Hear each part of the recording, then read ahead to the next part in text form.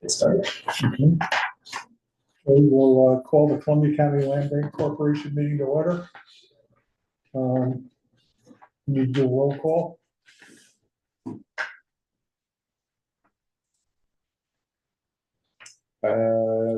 Chairman Morrell, Here.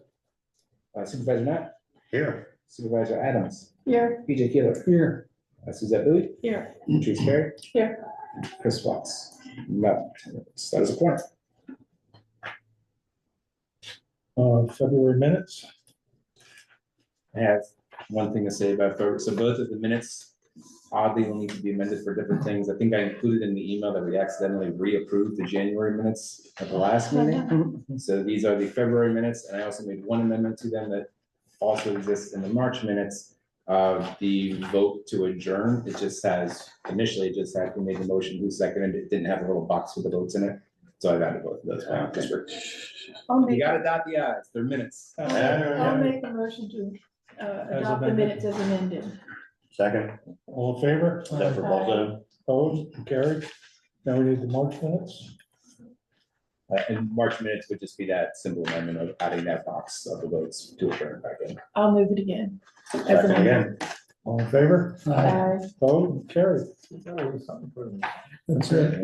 Discussion, the HCR funding.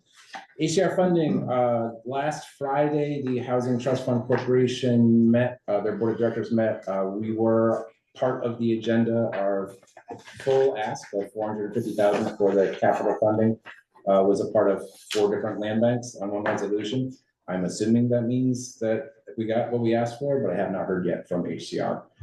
So hopefully that email will come in the next couple of days, and if it doesn't, I will see the person who makes that decision on Thursday. I just asked them.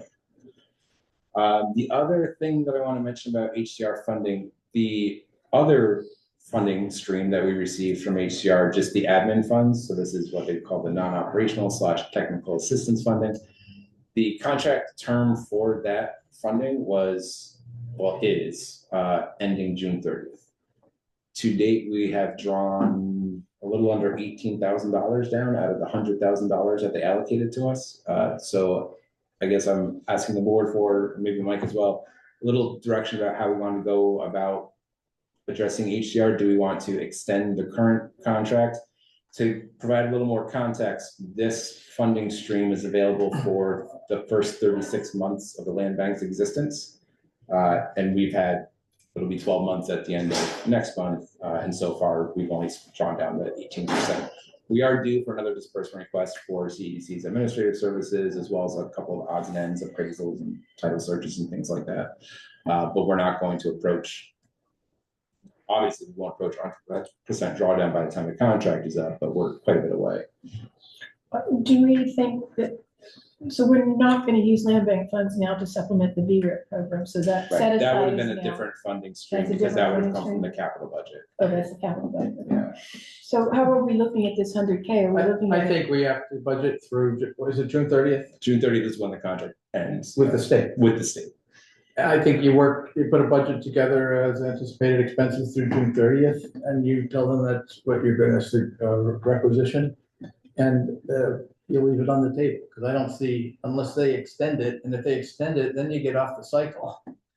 I don't know, you're more into these state types of things, but. Yeah, but I don't know how this is set up. I think we just, Chris, why don't we have a conversation with them? We can't be the first land bank that the first year didn't spend all the money. Or maybe they say, oh, we're just going to take what you didn't spend and add it to the 100 that you have next year, and I don't want to give that away. That's what I was trying to figure out. Yeah, I mean, So we'll find out. Part of the issue is CEDC has so many in-house resources that there's money that other land banks would have spent on things outside of their own doors that we just didn't need to.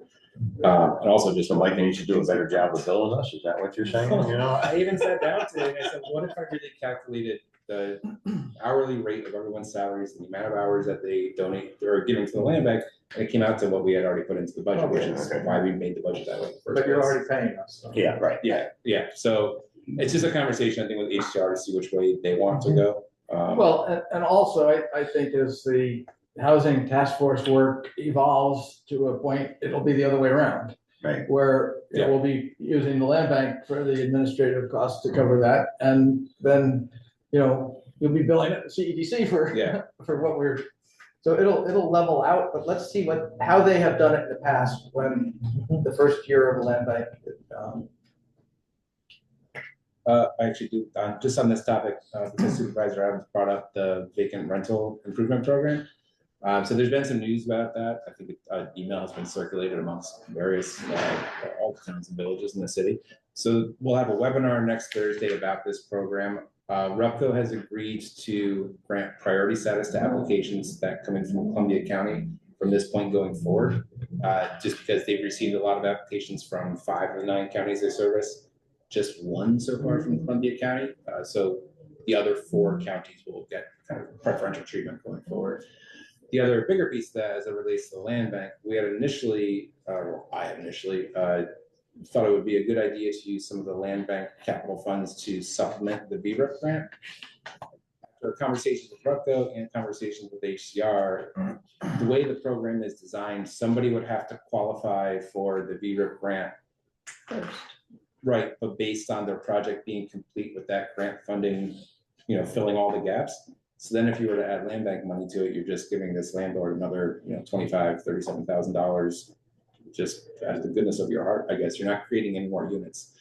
So both RUPCO and HDR decided, we won't go that route.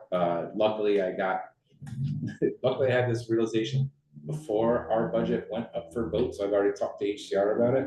They said that budget amendment is fine by them. So that's what was actually voted on last Friday. That's all we got for HDR funding. Okay. So the overall budget amount did not change, Did but the not change. allocation of funding will change. Basically the narrative changed. But Yeah. it includes the allocation insofar as we're not allocating anything to the VRIP program. Right, so if you were to just look at the spreadsheet of the budget, even before and after that conversation, it always just said, rehab and new construction, $350,000. Then the narrative piece described how we were envisioning using some of that 350, and that part just got taken out of the narrative. Okay. I'm just opening that window in my mind. No, it makes sense. Could be scary. Well, that's true. We won't go there. Not enough time for that. Why is drafting out? Okay, real property? Mr. Chairman, if I may, I'd like to recommend going into executive session for real property conversation. You can't cite the subsection of open meetings law, but this is I would make a about the motion to go into acquisition. executive session on a contractual issue. How's that? Cover it? That covers it. Chris Watts is not here. Second. All in favor? Opposed, carried? Right, 210.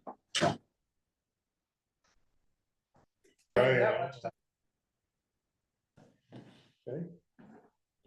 I guess for the record, I think I need to mention that a motion was made to come out of executive session by Supervisor Nutt, seconded by Supervisor Adams, 6-0 vote at 2:33. Mhm. And there are no members of the public in attendance. Okay, any comments from the committee? Motion to adjourn? So moved. Second, Brenda, all in favor? Aye. Opposed, carried. Thank you.